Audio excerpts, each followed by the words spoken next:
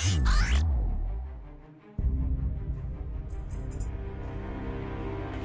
basketball. We love that basketball.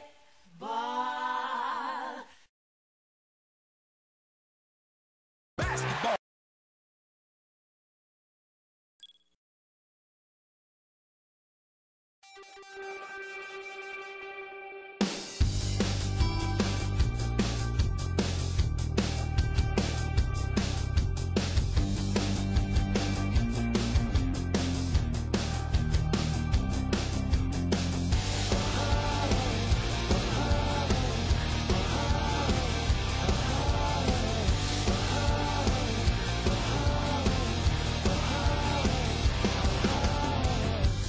Tossed in the world as she made a wish, just gave her dreams a goodbye kiss.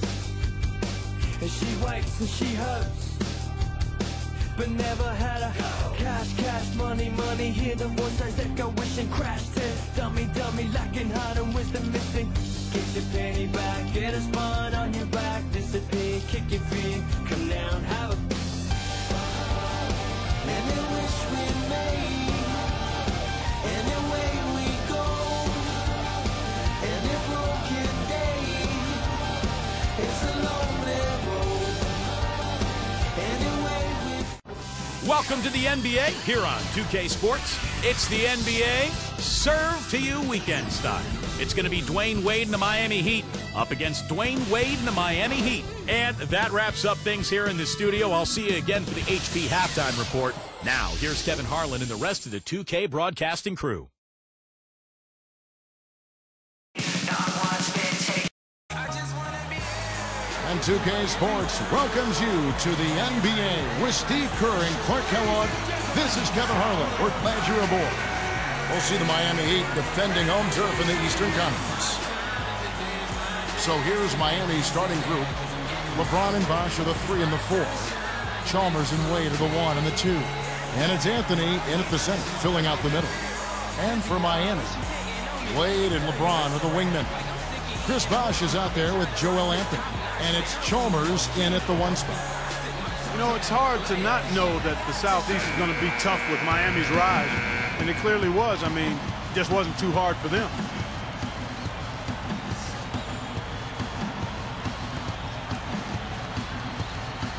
It'll be the Heat off the tip. Defended by Chalmers. Baseline jumper. Bosh with the bucket. Like you talked about the Heat and the Southeast Division. 13-3 record for them there last year. Well, very weak division. Other than Atlanta, you know, you're looking at a soft schedule with Charlotte and Washington. So Miami took advantage. And so it's the Heat getting on the board first. And the basket by Chalmers. He is extremely comfortable behind that three-point line. I mean, especially when you give him that kind of room to operate. Right now we're going to go to Doris Burke, who spoke with head coach Eric Spoelstra. What'd you find out, Doris? Kevin, adding a few more pump fakes is what he is instructing his inside players to do. They are facing a good shot-blocking team, and if they can keep them guessing on when to jump, they'll be in a better position to get uncontested looks at the hoop. Not an easy thing to do with a shot blocker hanging around, Kevin. Terrific, Doris. Thanks. They put a lot of thought into how they're going to match up against the opposing defense, guys. Well, one of the things you got to do here, Kevin, and Steve, you can't afford empty possessions against this team. You've got to put the ball in the basket. Yeah, that's for sure, Clark. You got to make them count because you know you're not going to get a lot of open looks. So make sure you make the defense move the ball, try to get good looks, and make them pay. Stolen by Bosh. And Miami has possession. He goes up. Chalmers' shot is no good. Excellent. Really solid job, actually, by the defense to get in his way as he was going up for that one. You know, the big three in Miami had a tremendous amount of success in year one. They didn't reach the 70-win mark, which I think was crazy for people to be talking about anyway, but they still managed to get 58 of them. Now here's Wade. On the clock. Bosh covered by Anthony. Bosh can't get it to go. I thought that one was going to go. You know, Steve, most of the time it does go. Back to the Heat. 30 of those wins were at home. Very strong team, Steve, in Miami. Well, that home record was good for third best in the Eastern Conference, and I think think they're actually looking to improve on that record this year. Here's LeBron. Takes the three. Gets the bucket. LeBron's now got 5 points so far. So many things that this guy can do with the ball. And here's Wade.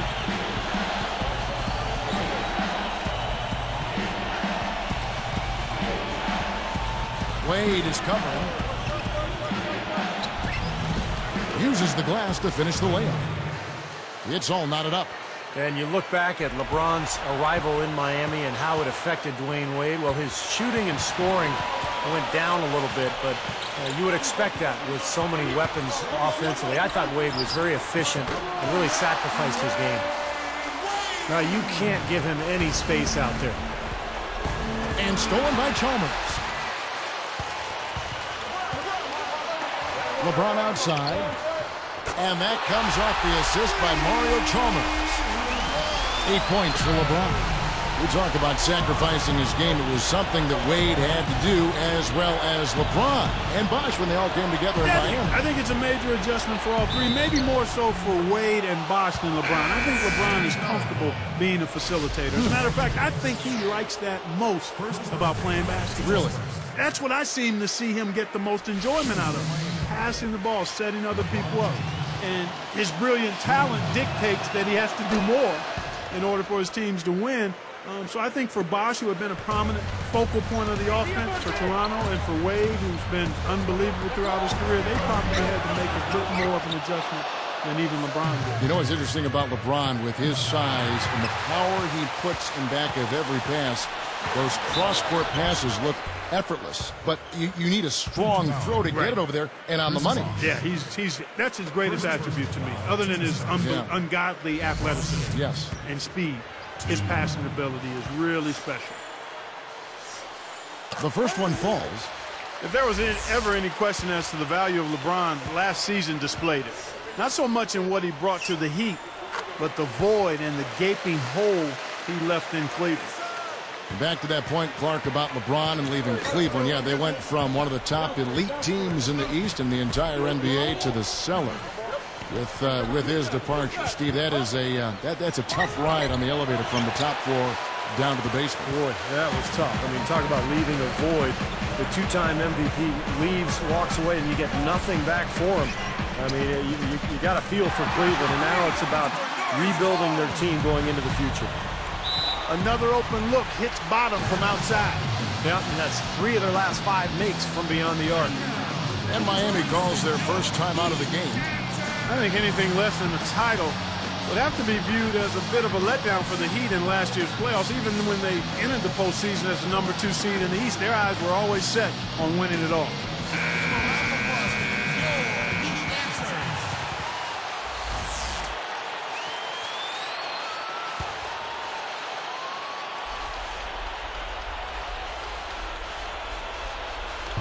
There's 57 seconds left to play in the first quarter.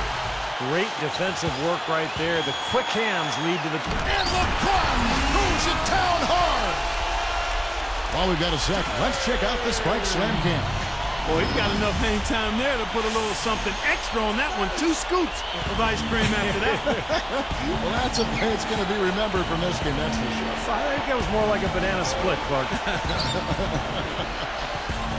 And Miami has possession after the Heat pick up 2. He's picked up by LeBron. James gets the reach-in call. So that will be his second foul of the game. We're in the bonus. We'll go to the line to shoot 2. You know, with all the criticism that LeBron had in his move to Miami, all the criticism he received, it probably in some ways served as motivation for him after he got over the hurt and the pain of it. I mean, his mental makeup was a lot less jovial and more focused and more serious. And part of that is growing up, but I think part of it was the byproduct of what he had gone through. It's been really impressive at both ends of the floor so far early on. Yeah, and it's for that reason that they've been able to jump out ahead early here.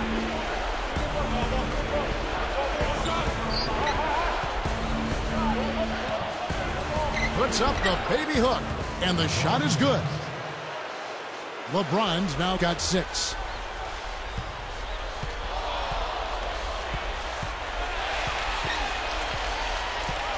Wade against Miller.